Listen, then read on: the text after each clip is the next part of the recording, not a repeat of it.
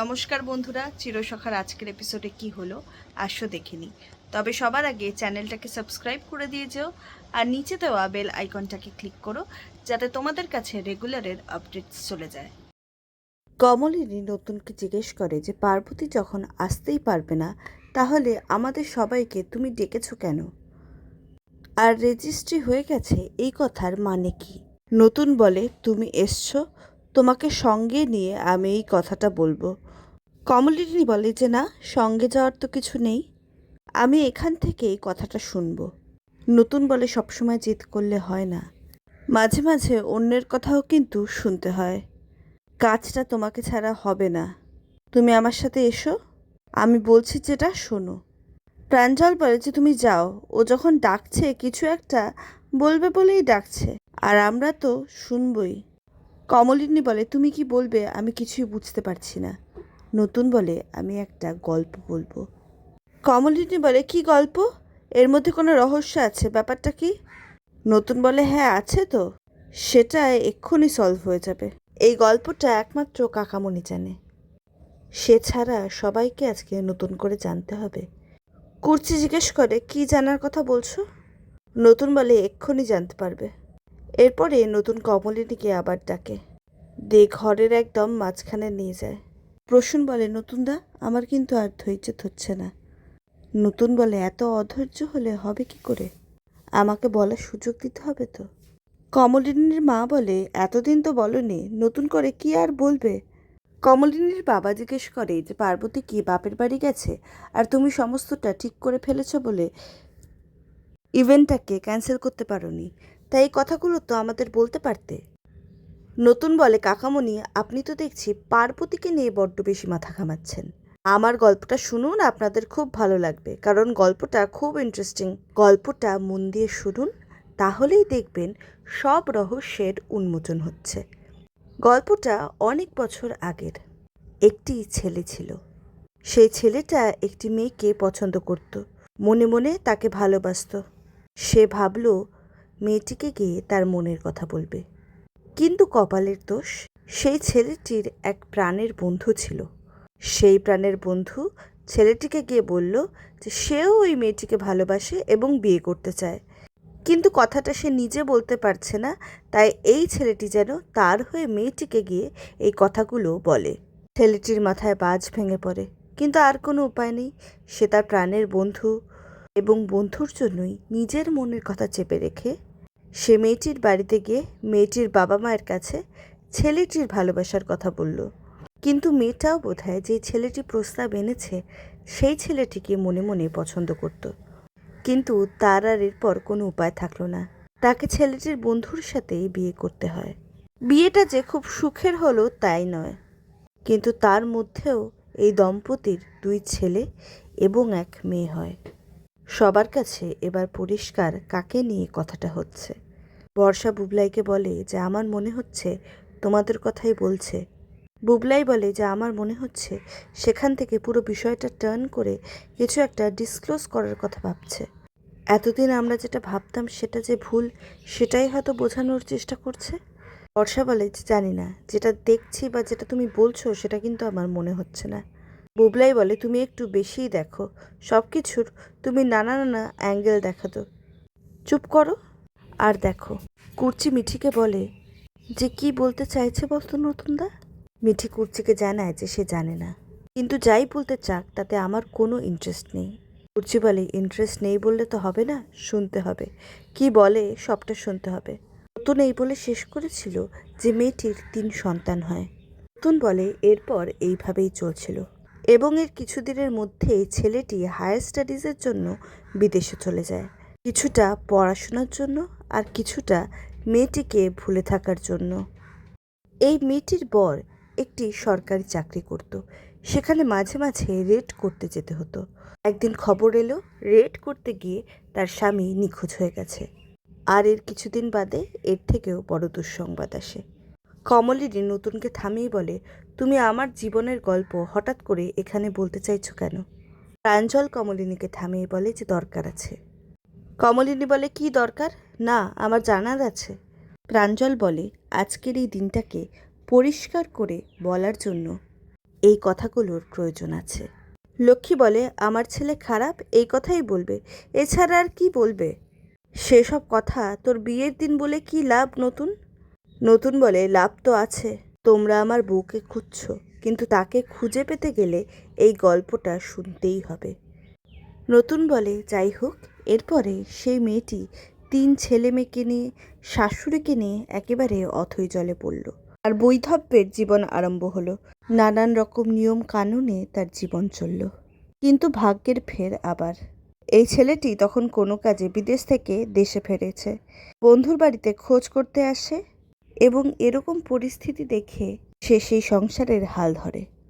এরকমভাবেই কেটে গেল 20টা বছর।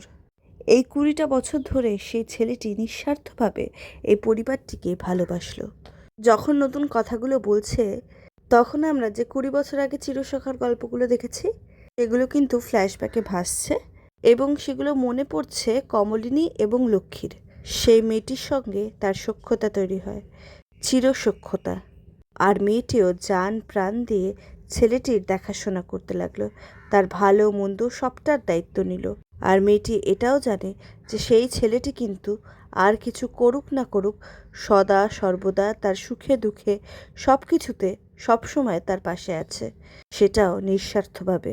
তারা দুজনেই জানে যে দুজন দুজনের শক্তি, প্রাণ শক্তি, চলন শক্তি, সব কিছু এইভাবেই চলে যাচ্ছিল। হঠাৎ করে সেই বন্ধুটির আবার আবির্ভাব ঘটল। কিন্তু এই যে 20 বছর ধরে মেয়েটিকে বৈধব্যের সমস্ত আচার পালন করতে হয়েছিল, নানান রকম নিয়ম কানুন, খাওয়া দাওয়া রেস্ট্রিকশন, সব কিছু মেনে কাটাতে হয়েছিল। সব কিছু যেটা সে স্ট্রিক্টলি পালন করেছিল তার শাশুড়ি মায়ের মন রক্ষা করার জন্য, যে সমস্ত কিছু ত্যাগ করেছিল নির্দ্বিধায়, এই স্বামী ফিরে আসার পর সেই সমস্ত ত্যাগ মিথ্যে হয়ে যায়। ছেলেটি এসে ক্লেম করলো যে সে ওর স্বামী ও বিধবা নয়। ডিমান্ড করলো যে তার স্ত্রীকে সিঁদুর পরতে হবে। কিন্তু ততদিনে মেয়েটা তো অভ্যস্ত হয়ে গেছে সিঁদুর ছাড়া। সে কেমন করে মানবে? সে কেমন করে ভুলবে 20টা বছর? এই 20টা বছর কেমন করে মিথ্যে হয়ে যায় তার কাছে? এই সিঁদুরটাকে সে অস্বীকার করে। কিন্তু বন্ধুটা চাপ সৃষ্টি করতে লাগলো। ইতিমধ্যে আরেকজন মহিলা এসে দাবি করলো সেই বন্ধুর সাথে তার বিয়ে হয়েছে এবং তাদের একটি সন্তানও আছে। কিন্তু এইবার খেলা জমে উঠল। মেয়েটি ডিভোর্সের জন্য আবেদন করলে কোর্টে কেস চলল এবং ফাইনালি মেয়েটি ডিভোর্সটা পেল। মেয়েটি আশ্বস্ত হলো যে তাকে সিঁদুর পরতে হবে না। ইতিমধ্যে মেয়েটির বড় ছেলের বিয়ে হয়েছে আর বউ এসেছে। এই বিয়ে হওয়ার পর বড় ছেলেটি পাল্টে যেতে লাগলো।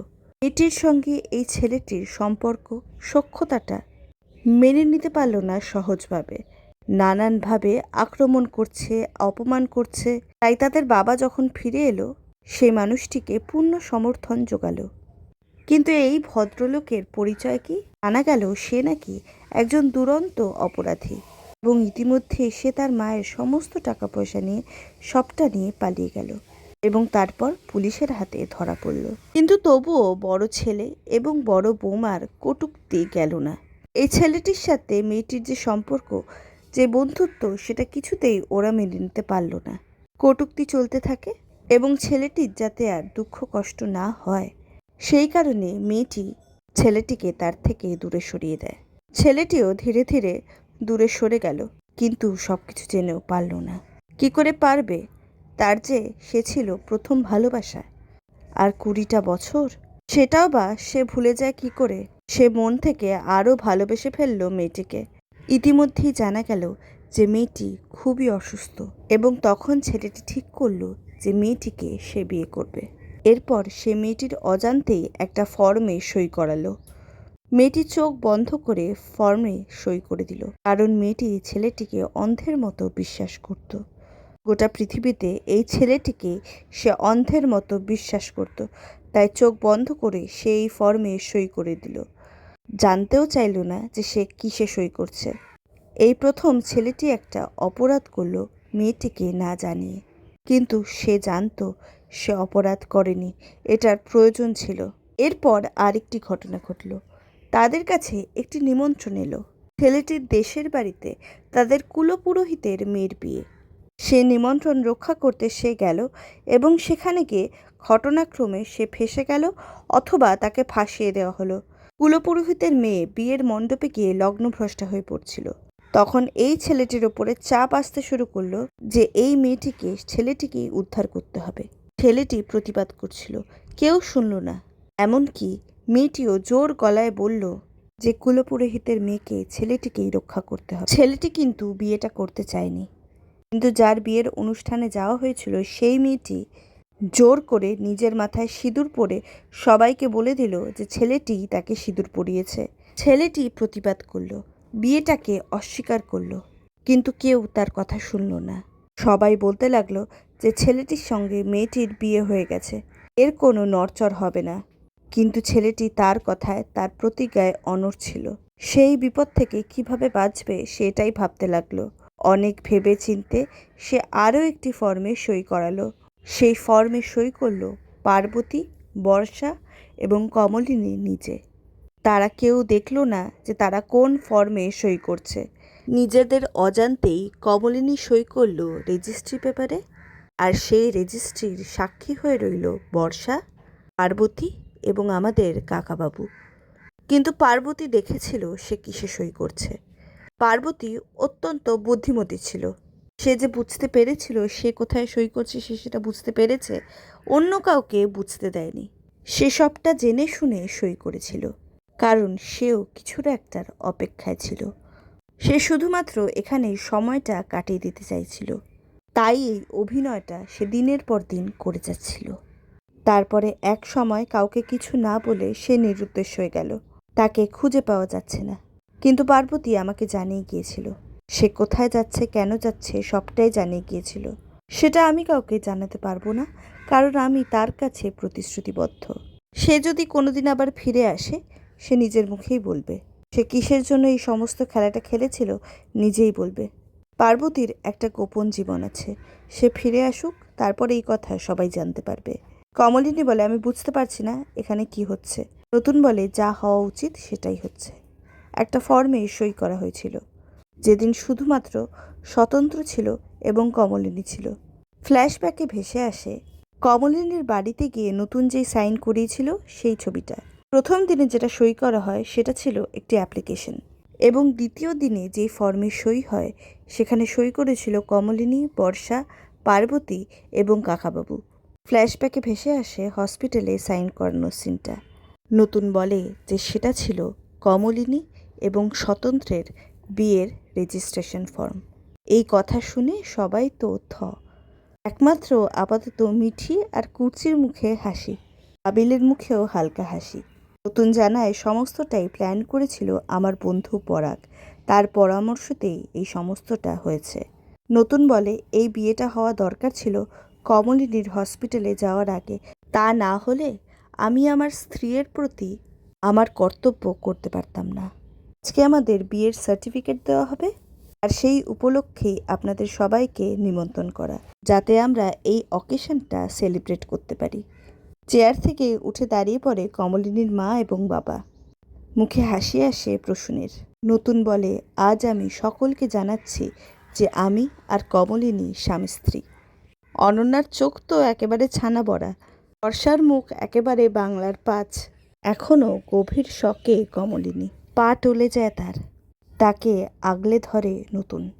নতুন জানায় এখন থেকে আমার স্ত্রী সম্পর্কে কোনো কিছু বলতে হলে বিবেচনা করে বলবেন, তাকে সম্মান দিয়ে কথা বলবেন, তাকে শ্রদ্ধা করবেন।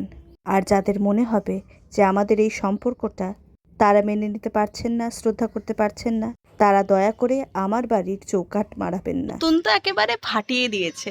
দারুণ এপিসোড, দারুণ। তোমাদের কেমন লাগলো নিচে কমেন্টে জানিও, আর চ্যানেলটাকে সাবস্ক্রাইব করে দিয়েছো। দেখা হচ্ছে পরের ভিডিওয়ে।